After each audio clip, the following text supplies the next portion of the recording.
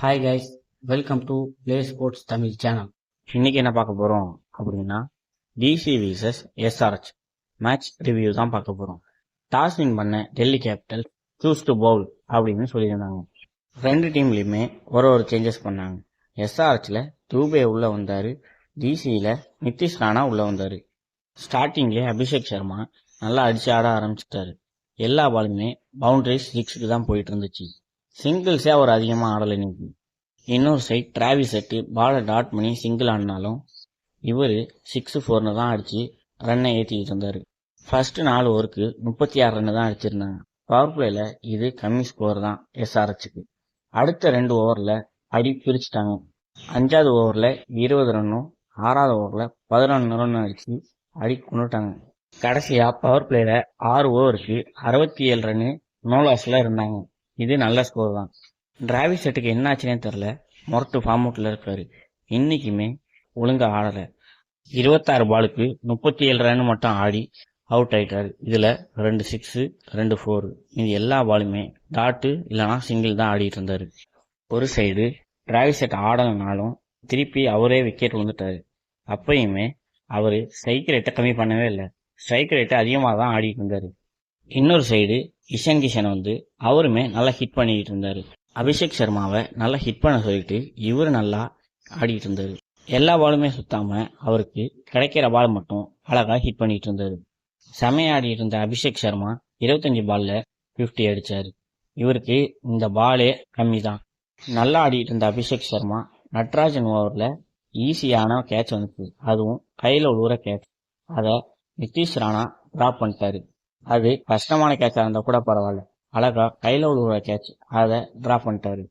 இஷன் கிஷனும் அபிஷேக் சர்மாவும் சூப்பரா பார்ட்னர்ஷிப் போட்டு ரன்னை எடுத்துக்கிட்டு இருந்தாங்க.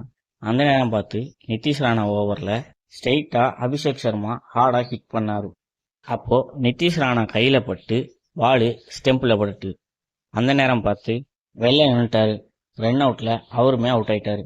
நல்லா ஆடின இஷன் கிஷன் 13 பாலுக்கு 25 ரன் அடிச்சு அவுட் ஆயிட்டு போயிட்டாரு. அபிஷேக் சர்மா அடிச்சுக்கிட்டே இருந்தாரு. இதுல கேட்ச் வேற டிராப் பண்ணிட்டாங்க. இதுக்கப்புறம் இன்னுமே பவரா ஹிட் பண்ண ஆரம்பிச்சிட்டாரு. அவரு 90s வந்ததுக்கு அப்புறம் கொஞ்சம் ஸ்ட்ரைக் ரேட்டை கம்மி பண்ணாரு, எப்படியாவது இந்த சீசன்ல செஞ்சுரி அடிச்சிடணும் அப்படின்னு. கடைசியா 47 பாலுக்கு செஞ்சுரி அடிச்சாரு. அதுவுமே வீரேந்தர் சேவாக் மாதிரி 6 அடிச்சு தான் செஞ்சுரி அடிச்சாரு. கிளாசன் இன்னொரு சைடு பயங்கரமா அடிக்க ஆரம்பிச்சு. அபிஷேக் சர்மாவுக்கு ஒரு சைடு ஸ்ட்ரைக் ரேட் கம்மியானதுக்கு அப்புறம் கிளாசன் அவர் அடிக்க ஆரம்பிச்சிட்டாரு. கடைசியா ஆடின 13 பால்ல 37 ரன், அதுல 3 6 3 4. ஸ்ட்ரைக் ரேட்டு 284 வச்சிருந்தாரு. அபிஷேக் சர்மாவுக்கு செஞ்சுரி அடிச்சதுக்கு அப்புறம் டயர்ட் ஆயிட்டாரு போல. அதுக்கப்புறம் எவ்வளவுதான் ஹிட் பண்ணாலும் பவுண்டரிஸ்க்கு அவ்வளவா போகவே இல்லை. 260 போகும் ஸ்கோரு அப்படின்னு பார்த்தா அபிஷேக் சர்மா செஞ்சுரிக்கு அப்புறம் அவ்வளவா ரன்ஸ் எடுக்கல. அவர் டயர்ட் ஆயிட்டார போல இருக்கு. 47 பால்ல செஞ்சுரி அடிச்சாரு. அடுத்த 20 பால்ல 35 தான் அவரால் அடிக்க முடிஞ்சிச்சு. கடைசியா 20 ஓவருக்கு 242 ரன் 2 விக்கெட்ல அவுட் ஆனாங்க. 243 அப்படிங்கிற டார்கெட் ரொம்பவே பெருசு. செகண்ட் இன்னிங் ஸ்டார்ட் பண்ணோடனே நிஷங்கா கேட்சை கொடுத்து அவுட் ஆயிட்டு போயிட்டாரு. அவர் தான் எப்போதுமே டெல்லி கேபிட்டல்ஸ்க்கு நல்லா ஸ்டார்ட் பண்ணுவார். அவர் ஸ்டார்ட் பண்ணல அப்படின்னா அந்த மேட்ச் ஒழுங்கா போகாது. அதுக்கப்புறம் நிதிஷ் ராணாவும் கேஎல் ராவும் சேர்ந்து நல்லா பார்ட்னர்ஷிப் போட்டு ரன் எடுத்துட்டு வந்தாங்க. ஆனால் அவ்வளோ பெரிய ஸ்கோருக்கு அவங்க அடித்த ரன்னு பத்தவே இல்லை. நிதிஷ் ராணா ஒரு சைடு நல்ல ஸ்ட்ரைக் ரேட்ல தான் ஆடிக்கிட்டு இருந்தாரு. என்னதான் கேஎல் ராகுல் நல்லா ஸ்டார்ட் கொடுத்தாலும் உடனே அவருமே அவுட் ஆயிட்டாரு. 23 பால்ல 37 ரன் அடிச்சு அவுட் ஆயிட்டாரு. நிதிஷ் ராணா இன்னைக்கு 27 பால்ல 50 அடிச்சாரு. இது டீசெண்டான ரன் ரேட்டு தான். இன்னொரு சைடு சமீர் ரிஸ்வி வந்ததுலேருந்து நல்லா ஆடிட்டு இருந்தாரு.